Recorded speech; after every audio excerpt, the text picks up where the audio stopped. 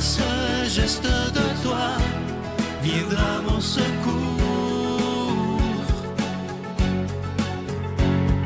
Viens semer dans mon âme le grain de l'amour. Je traverse un désert et je meurs de soif. Montre-moi le mystère qui garde la foi. Bonjour, bienvenue à votre émission La Victoire de l'amour en ce mercredi 11 décembre 2024. J'espère que vous allez bien chez vous. Aujourd'hui, pour la chronique Une vie qui rayonne, on va se donner 4 outils, 4 moyens pour apaiser une dispute. Puis c'est pas obligé d'être des bien grosses disputes, là. C'est des outils pour s'aider quand on n'est pas d'accord, quand on discute. Ou, vous allez voir, c'est très pertinent et c'est appuyé sur la parole de Dieu, appuyé sur la Bible. Donc, le premier outil, le premier élément que je vous donne, c'est d'apprendre à se taire. Il y a des fois qu'on... Bien, c'est difficile, là, je sais bien, mais des fois, on peut apprendre à se taire, on peut ne rien dire du tout.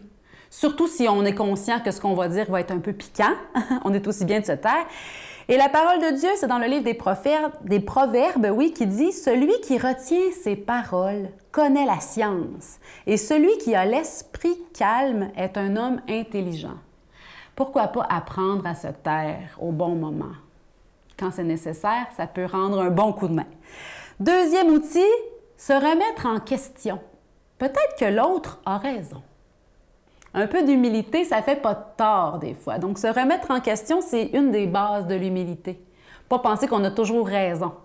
Ça aussi, c'est facile, l'orgueil. On est tous marqués par l'orgueil. On a envie de se débrouiller tout seul. On a envie d'être bon. C'est normal. Mais on peut apprendre aussi, tranquillement, à se remettre en question, à accepter qu'on n'a pas toujours raison et que l'autre a peut-être quelque chose d'intelligent à dire, d'important à apporter par son opinion, son point de vue. La parole de Dieu, c'est dans l'Évangile de Saint Matthieu. « Pourquoi vois-tu la paille dans l'œil de ton frère et n'aperçois-tu pas la poutre qui est dans ton œil à toi? » Hein? Enlève d'abord la poutre qui est dans ton œil, ensuite tu vas voir clair pour aider l'autre à enlever sa petite paille qui le gêne dans son œil. Donc, se remettre en question, faire attention pour ne pas avoir l'impression qu'on a toujours raison, parce que c'est faux. C'est sûr qu'on n'a pas toujours raison. Le troisième élément, le calme. Éviter la précipitation, l'urgence de dire tout de suite notre opinion. Il n'y a pas besoin de se précipiter. Le calme est toujours une bonne option. La parole de Dieu nous dit « Veillez et priez afin que vous ne tombiez pas dans la tentation. L'esprit est bien disposé, mais la chair est faible. » Spontanément, souvent, on a envie d'être prompt, d'aller vite, dans l'urgence de dire notre... C'est pas nécessaire. Juste un outil pour rester calme, la respiration. Prendre une belle grande respiration pour se calmer, ça peut aider à mieux accueillir l'opinion de l'autre aussi, et éviter d'hausser le ton, éviter que ça ne devienne une dispute. Hein? Mieux vaut prévenir que guérir, comme on dit. Le calme est une bonne option, toujours. Dernier élément, et j'en ai écrit un livre l'année dernière, le pardon. Pardonner et lâcher prise dans l'offense. Éviter la susceptibilité. Excuser l'autre. Lui pardonner. Supportez-vous dans la lettre aux Colossiens, supportez-vous les uns les autres. Et si l'un a un sujet de se plaindre de l'autre, pardonnez-vous réciproquement. De même que le Christ vous a pardonné, faites de même, vous aussi. C'est le sommet de l'amour, le pardon. Excuser l'autre, choisir de lui enlever sa dette. Il ne me doit rien, l'autre. Celui qui... C'est correct. Moi aussi, j'ai mes faiblesses. Moi aussi, j'ai mes moments d'égard, même mes moments d'erreur. Utilisons ces outils pour éviter la dispute. Soyons des artisans de paix. Notre Père qui es aux cieux, que ton nom soit sanctifié, que ton règne vienne, que ta volonté soit faite sur la terre comme au ciel. Donne-nous aujourd'hui notre pain de ce jour. Pardonne-nous nos offenses, comme nous pardonnons aussi à ceux qui nous ont offensés.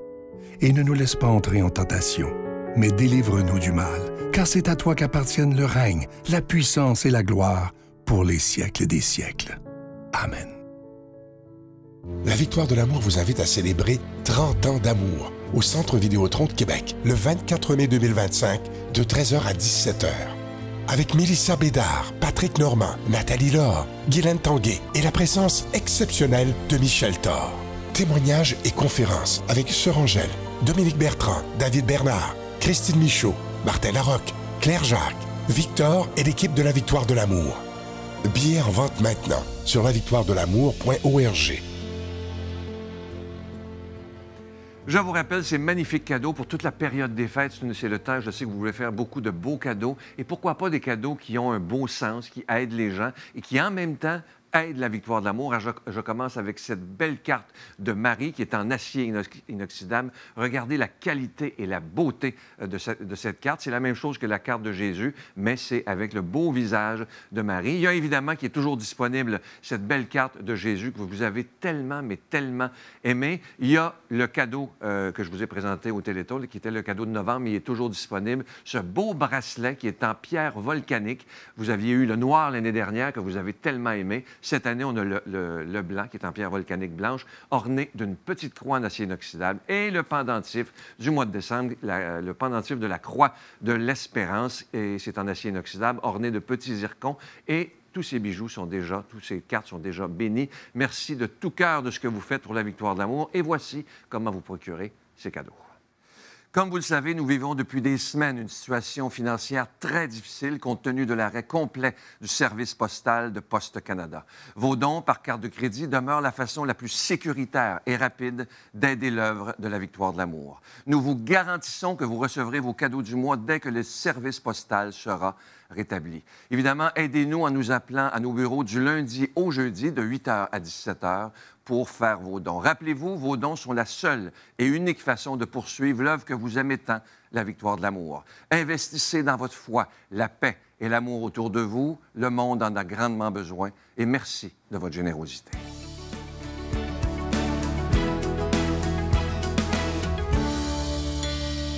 Mon Dieu, donnez-moi la sérénité d'accepter les choses que je ne peux changer, le courage de changer les choses que je peux et la sagesse d'en connaître la différence.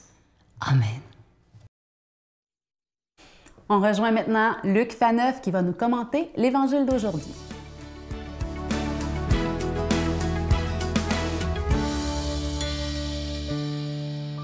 Bonjour, heureux de vous retrouver aujourd'hui pour un commentaire d'Évangile en quelques jours de Noël. Donc j'espère que vos préparatifs sont prêts, puis j'espère aussi que la méditation des textes sublimes qui nous amènent à Noël, font croître en vous la joie spirituelle. Parce que la vraie joie de Noël, oui, il y a les souvenirs d'enfance, les cadeaux, la joie en famille, mais la vraie joie de Noël, c'est une joie spirituelle. Puis on va voir qu'aujourd'hui, justement, Jésus pousse en ce sens.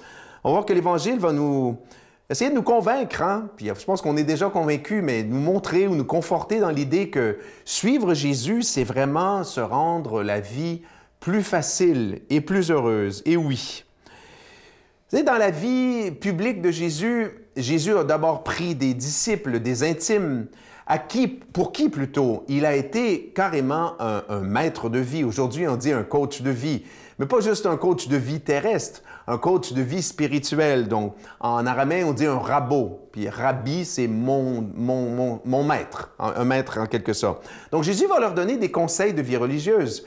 Jésus va leur enseigner son message sur Dieu, sur le royaume de Dieu, sur comment vivre pour plaire à Dieu. Mais Jésus n'oublie pas son public. Son public, ce sont des Juifs de la religion de l'époque qui vivaient écrasés par 613 commandements, des prescriptions, dont 365 interdits. Alors, pour un Juif de l'époque, j'allais dire la menace de faire une gaffe, de faire quelque chose qui est interdit, c'était constamment au-dessus de leur tête et les pharisiens le leur rappelaient, hein, toujours pour les chicaner. Et Jésus, d'ailleurs, va critiquer les pharisiens et leur mesquinerie et leur volonté obstinée de vouloir écraser le peuple. « Ah, t'as pas fait ci, t'as pas fait ça, t'as pas fait ci. » Et tu pensais bon, hein, parce que le problème des pharisiens, c'était leur orgueil. Puis Jésus, donc, a voulu convaincre les Juifs à qui il s'adressait, puis évidemment la terre entière, nous, 2000 ans plus tard, que la doctrine qu'il enseigne simplifie la vie, que la religion qu'il enseigne simplifie la vie plutôt que de la compliquer. Voilà pourquoi il va leur dire, un extrait du texte, « Venez à moi, vous tous qui ployez sous le fardeau. Venez à moi, vous tous qui êtes écrasés par le fardeau de la vie. » Évidemment, je l'ai dit, Jésus s'adresse d'abord aux Juifs écrasés par les commandements de l'époque. Mais pas seulement, Jésus s'adresse à tout le monde, à tous les êtres humains qui sont, d'une façon ou d'une autre, écrasés par la vie, par leurs préoccupations personnelles. Vous avez des problèmes, j'ai des problèmes. On a des préoccupations personnelles, nationales, internationales. On suit l'actualité, on a peur pour la suite. Évidemment, nos petits bobos, la mort, la souffrance et tout le reste. L'anxiété. Les incroyants, eux, de leur côté, même chose. Ils ont le fardeau de leur incroyance qui fait en sorte que leur vie leur apparaît insensée. Ah, donc ça, c'est lourd à porter chaque jour. Tu te lèves, c'est comme, ah, la mort guette, quand ça va être la mort, ça va être fini, je perds les miens. Évidemment, le fardeau aussi, parce que Jésus enseigne une doctrine qui se veut libératrice. Hein? Jésus nous libère aussi la tête, pas seulement le cœur et l'âme. C'est de toutes les fausses doctrines. Il y avait évidemment le judaïsme de l'époque qui était une doctrine, qui était des idées, qui avaient besoin d'être corrigées parce que la représentation de Dieu était fausse, la représentation des commandements était fausse. Jésus a corrigé ça. Mais je veux dire, au-delà du judaïsme de l'époque, Jésus dit « Venez à moi, vous toutes qui êtes écrasés par l'idée que c'est l'argent, puis le fait d'aller magasiner qui va vous rendre heureux, que c'est les plaisirs sexuels, sensuels, à l'infini qui vont vous rendre heureux, que l'égocentrisme, que juste vivre dans l'immédiat. » Toutes ces fausses idées philosophiques, on pourrait dire, qui sont dans l'air du temps et qui n'apportent pas la libération aux êtres humains. Et Jésus leur dit « Venez à moi, je vous procurerai le repos. » Mais évidemment, hier comme aujourd'hui, c'est pas parce que tu décides de croire et d'adorer Jésus que tous tes problèmes cessent. Le repos que promet Jésus, c'est le repos de l'âme. C'est la partie la plus intime, la plus profonde de l'être humain qui, quand elle se sait aimée par Dieu, en relation avec Dieu, avec Jésus, après ça, ce qui arrive au corps, les difficultés, les maladies, le poids de tout le reste, ça a moins d'importance. Donc Jésus invite à prendre sur lui, hein, son joug. Son joug, ça veut dire d'accepter sa doctrine. Parce que quand on y pense, les chrétiens, nous aussi, on a les difficultés de la vie. Mais quand on compare notre vie à ceux qui sont incroyants, qui refusent Dieu, on le réalise bien. Quand on croit en Dieu, notre vie est beaucoup plus légère, beaucoup plus facile à porter. Demandons à Dieu de nous bénir, lui qui est Père, Fils, Saint-Esprit. Bonne journée. Je vous salue Marie, pleine de grâce. Le Seigneur est avec vous. Vous êtes bénie entre toutes les femmes, et Jésus, le fruit de vos entrailles, est béni. Sainte Marie, Mère de Dieu, priez pour nous pécheurs, maintenant et à l'heure de notre mort. Amen.